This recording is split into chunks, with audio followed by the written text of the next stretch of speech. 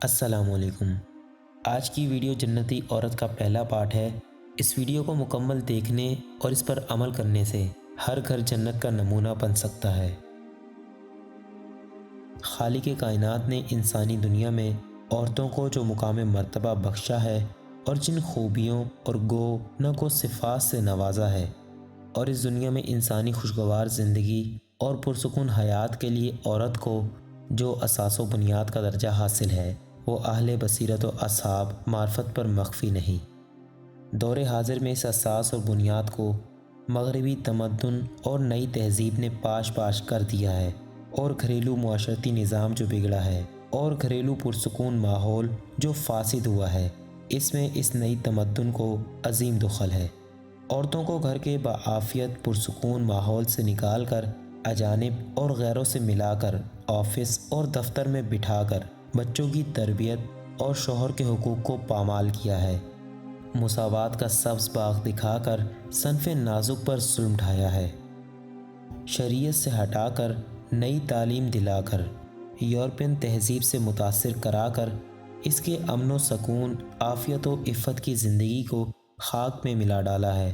جس ذات نے اسے پیدا کیا، وجود بخشا، معدوم سے موجود کیا، وہ اس کے مزاج و فطرت سے خوب واقف ہے۔ اس نے قرآنی تعلیمات میں اور اپنے نبی پاک صلی اللہ علیہ وآلہ وسلم کی زبانی اس صنف نازک کے رشتے کو اچھی طرح بیان کیا ہے، اور ان کے امور کو جس سے دینی اور دنیاوی فلاح متعلق ہے، جس سے اس دنیا میں جنت بشاں خوشگوار زندگی وابستہ ہے، ان کو تعلیمات و ارشادات کی روشنی میں واضح کیا ہے اور اس کی رہنمائی کی ہے۔ افسوس کہ ہمارے ماحول میں مردوں کو تو کچھ نہ کچھ دینی تعلیمات ہوتی رہتی ہیں، مگر عورتوں میں دینی معلومات کا اکثر فقدان ہے۔ دینی نادانی اور جہالت کی وجہ سے اکثر ان کی دین و دنیا کی بھلائی جاتی رہتی ہے۔ حضرت انس رضی اللہ تعالیٰ عنہ سے مروی ہے کہ آپ صلی اللہ علیہ وآلہ وسلم نے فرمایا، کیا میں تم کو جنتی عورت کے بارے میں نہ بتاؤں؟ وہ کون ہے؟ ہم نے کہا، ضرور اے اللہ کے رسول۔ آپ صلی اللہ علیہ وآلہ وسلم نے فرمایا، شوہر پر فریفتہ، زیادہ بچے جننے والی، جب یہ غصہ ہو جائے یا اسے کچھ برا بھلا کہہ دیا جائے یا اس کا شوہر ناراض ہو جائے تو یہ عورت شوہر کو راضی کرتے ہوئے کہے، میرا ہاتھ تمہارے ہاتھ میں ہے، میں اس وقت تک نہ سوؤں گی جب تک کہ تم خوش نہ ہو جاؤ۔ اس حدیث پاک میں جنتی عورت کی صفت بیان کی گئی ہے کہ جنت میں جانے والی یہ عورت ہے جس میں یہ اوصاف پائے جائیں گے: بہت زیادہ شوہر سے محبت کرنے والی، شوہر پر فریفتہ کہ ذرا سی ناراضگی سے اس کا چین و سکون ختم ہو جائے، محبت و چین کا تعلق اس کا شوہر سے وابستہ ہو، اسے ناراض چھوڑ کر الگ بیٹھنے والی نہ ہو۔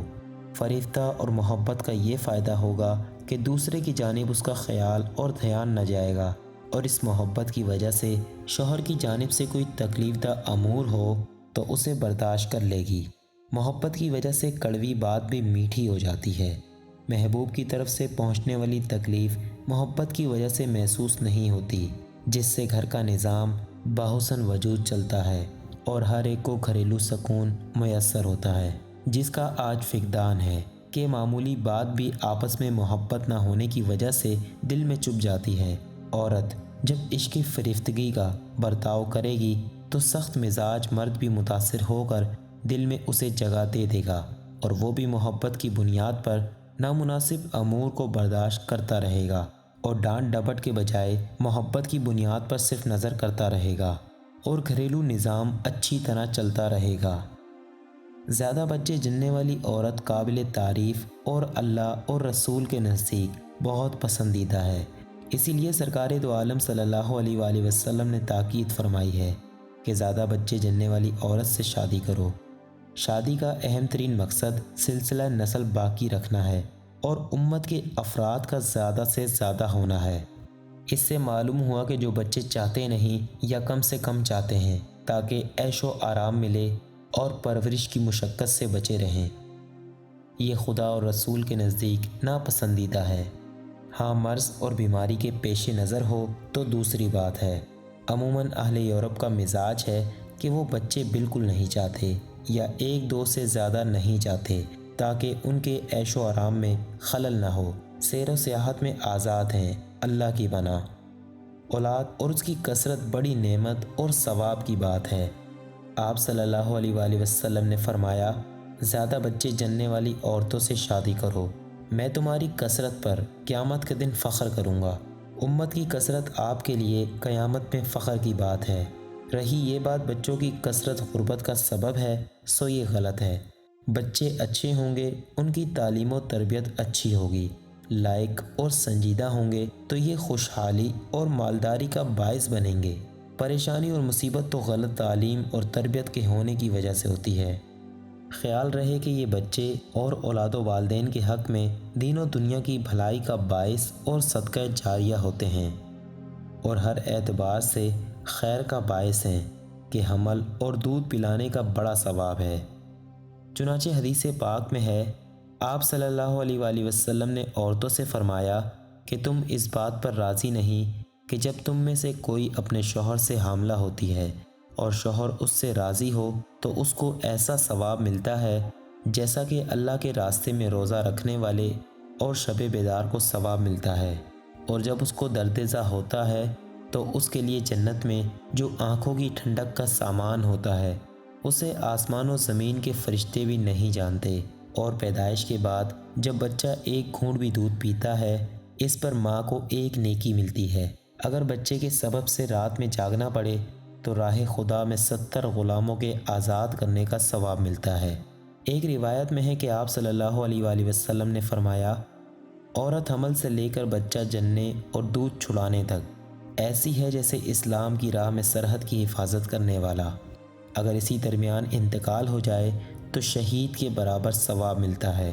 اس حدیث پاک میں جنتی عورت کا ایک نہایت ہی اہم و صرف علامت بیان کی گئی ہے، بلکہ عشق میں سرشار ہو کر شوہر کی ذرا سی بھی ناراضگی کو برداشت نہیں کر سکتی۔ اگر کسی بنیاد پر شوہر ناراض یا غصہ ہو جائے تو اپنا ہاتھ اس کے ہاتھ میں دے کر غایت درجہ محبت و تعلق کا اظہار کرے کہ جب تک آپ راضی نہ ہوں گے، خوش نہ ہوں گے، میں ایک پلک بھر بھی نہ سوؤں گی۔ اللہ اکبر! کیا شان آرام و محبت و عشق کا! کیا آج کل کی ماڈرن عورتیں ایسا کر سکتی ہیں؟ اگر شوہر ناراض ہو اور اس کا ناراض ہونا حق بجانب ہو تو بھی بیگم صاحبہ پوچھیں گی بھی نہیں، مزے سے بے خبر سو جائیں گی۔ اگر آج یہ وصف عورت میں پیدا ہو جائے تو گھر جنت نشاں بن جائے۔ شوہر کیسا ہی بد مزاج، سخت مزاج کیوں نہ ہو، بیوی کی محبت سے اس کی محبت و قدر ذہن میں بیٹھ جائے گی۔ حضرت ابن عباس رضی اللہ تعالیٰ عنہما سے بھی اسی قسم کی ایک حدیث مروی ہے جسے امام نسائی نے بیان کیا ہے۔ حضرت ابن عباس رضی اللہ تعالیٰ عنہما سے نقل ہے کہ آپ صلی اللہ علیہ وآلہ وسلم نے فرمایا، میں تم کو جنتی عورت نہ بتا دوں جو خوب محبت کرنے والی، زیادہ بچے جننے والی، شوہر کے پاس کثرت سے آنے والی، کہ اگر اسے تکلیف دے دی جائے یا ہو جائے تو شوہر کا ہاتھ پکڑ کر کہے، میں پلک بھر بھی نہ سوؤں گی جب تک کہ آپ خوش نہ ہو جائیں۔ گویا کہ اس بات کی تعلیم ہے کہ شوہر ناراض نہ رہے، اپنی جانب سے اسے ناراض رہنے یا رکھنے کی شکل نہ پیدا کی جائے کہ اس کی رضا جنت ہے۔